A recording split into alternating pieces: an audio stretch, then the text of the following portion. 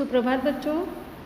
आज हम हमारी कक्षा 9 की पाठ्यपुस्तक सामाजिक विज्ञान के अर्थशास्त्र किताब का अध्याय 2 संसाधन के रूप में लोग इसका जो हमारा लेसन चल रहा था उसका अगला बिंदु का अध्ययन करेंगे। जनसंख्या की गुणवत्ता। जनसंख्या की गुणवत्ता साक्षरता दर, जीवन प्रत्याशा से निरूपित व्यक्तियों के स्वास्थ्य और देश के लोगों द्वारा प्राप्त कौशल निर्माण पर निर्भर करती है। यानी किसी भी देश की जनसंख्या कैसी, एक तो साक्षर और दूसरा जीवन प्रत्याशा यानी स्वस्थ जीवन उनका कितना लंबा है, इस बात पर निर्भर करती है। और इन्हीं दो तत्वों को मिला के वहाँ के लोगों का कौशल निर्धारित होता है, यानी उनमें कार्य करने की क्षमता कितनी है। जनसंख्या की गुणवत्ता अंततः देश की समृद्धि दर निर्धारित करती है। यानी वहाँ की जनसंख्या यदि स्वस्थ और शिक्षित है तो वह देश उतना ही अधिक समृद्ध होगा। साक्षर और स्वस्थ जनसंख्या परिसंपत्तियाँ होती है, यानी किसी भी देश के लिए वहाँ के साक्षर लोग और स्वस्थ लोग उस देश की संपत्ति होती है, यानी उनके ही कार्य करने के तरीके पर देश की उन्नति निर्भर करती है।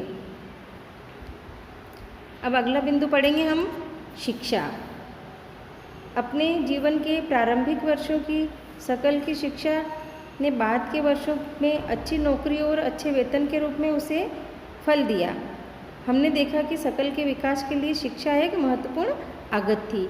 यानी एक व्यक्ति का उदाहरण देके बताया गया है कि उसने प्रारंभिक वर्षों में अच्छी शिक्षा प्राप्त की और अच्छी शिक्षा के कारण उसे अच्छी नौकरी मिली और अच्छी नौकरी के कारण उसे वेतन उसके प्रतिफल के रूप में मिला।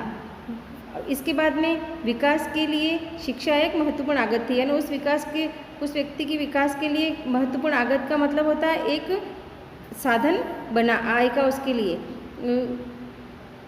इससे उसके लिए नए क्षितिज खोले और जैसे रोजगार के नए अवसर प्राप्त हुए, नई आकांक्षा दिए और जीवन मूल्य विकसित हुए, यानी जीवन को और अच्छे तरीके से जीने का उसको तरीका आया।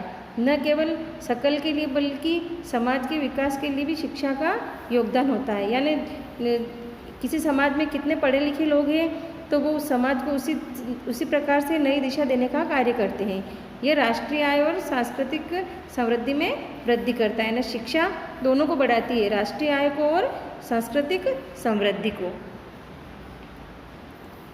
अब इसी क्रम में जैसे 6 से 14 वर्ष की आयु के बच्चों को स्कूल में 2010 तक प्राथमिक शिक्षा प्रदान करने की दिशा में सर्व शिक्षा अभियान एक महत्वपूर्ण कदम है। यानी सरकारी स्कूलों में 6 से 14 वर्ष के बच्चों को लिए अधिक से अधिक उनको स्कूल में लाना।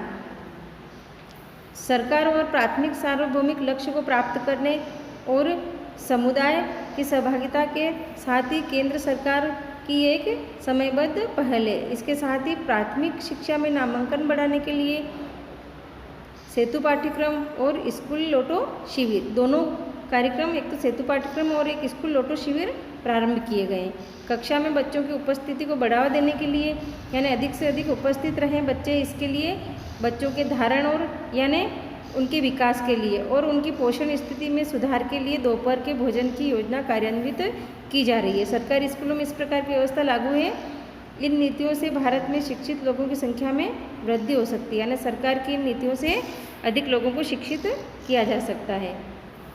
अब अगला बिंदु पढ़ेंगे स्वास्थ्य। फर्म का उद्देश्य अधिकतम लाभ कमाना है, यानी किसी भी फैक्ट्री या कारखाने का उद्देश्य क्या होता है? अधिकतम लाभ कमाना।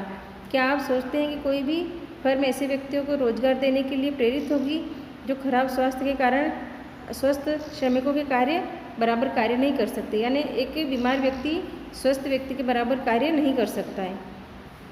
किसी व्यक्ति का स्वास्थ्य उसे अपनी क्षमता को प्राप्त करने और बीमारियों से लड़ने की ताकत देती है, यानी व्यक्ति अधिक कार्य कर सकता है और बीमारियों से लड़ भी सकता है यदि वो व्यक्ति स्वस्थ है। तो कोई भी ऐसा अस्वस्थ स्त्री पुरुष संगठन के समग्र विकास में अपना योगदान नहीं दे सकता, यानी जो स्वस्थ नहीं है वो किसी भी कार्य को सही तरीके से नहीं कर सकता है। अब हम पढ़ेंगे बेरोजगारी। बेरोजगारी उस समय विद्यमान कही जा सकती है तब प्रचलित मजदूरी की दर पर काम करने के लिए इच्छुक लोग वे रोजगार प्राप्त नहीं कर सकते, यानी लोग कार्य तो करना चाहते हैं, उनके कार्य करने की इच्छा भी है लेकिन उनको रोजगार प्राप्त नहीं होता है। तो यह स्थिति क्या कहलाती है? बेरोजगारी। भारत के संदर्भ में ग्रामीण और नगरीय क्षेत्रों में बेरोजगारी है, तथापि ग्रामीण और नगरीय क्षेत्रों में बेरोजगारी की प्रकृति में अंतर पाया जाता है, यानी शहरों और गांवों में अलग अलग प्रकार की बेरोजगारी पाई जाती है। ग्रामीण क्षेत्रों में मौसमी बेरोजगारी, प्रच्छन्न बेरोजगारी और नगरीय क्षेत्रों में शिक्षित बेरोजगारी पाई जाती है। ग्रामीण क्षेत्रों में मौसमी बेरोजगारी कौन सी होती है? जो वर्षा ऋतु से संबंधित होती है। और प्रच्छन्न बेरोजगारी का मतलब होता है कि लोग बेरोजगार होते हैं लेकिन हमें दिखाई नहीं देते। प्रच्छन्न का मतलब होता है छिपी हुई बेरोजगारी। और नगरी में शिक्षित लोगों का तो खूब होते हैं लेकिन उनको भी रोजगार नहीं प्राप्त होते हैं। जैसे उन्होंने बहुत सारी डिग्रियां प्राप्त कर ली लेकिन फिर भी उन्हें रोजगार प्राप्त नहीं होता, ये शिक्षित बेरोजगारी कहलाती है। मौसमी बेरोजगारी तब होती है जब लोग वर्ष के कुछ महीनों में रोजगार प्राप्त नहीं कर पाते। कृषि पर आश्रित लोग आमतौर पर इस तरह की समस्या से जूझते हैं। ये कृषि से संबंधित बेरोजगारी है जो 2 ऋतुओं के अलावा उन्हें जो गर्मी का मौसम होता है उस प्रकार तब उन्हें रोजगार नहीं मिल पाता और वो इस प्रकार की समस्या से जूझते हैं। धन्यवाद।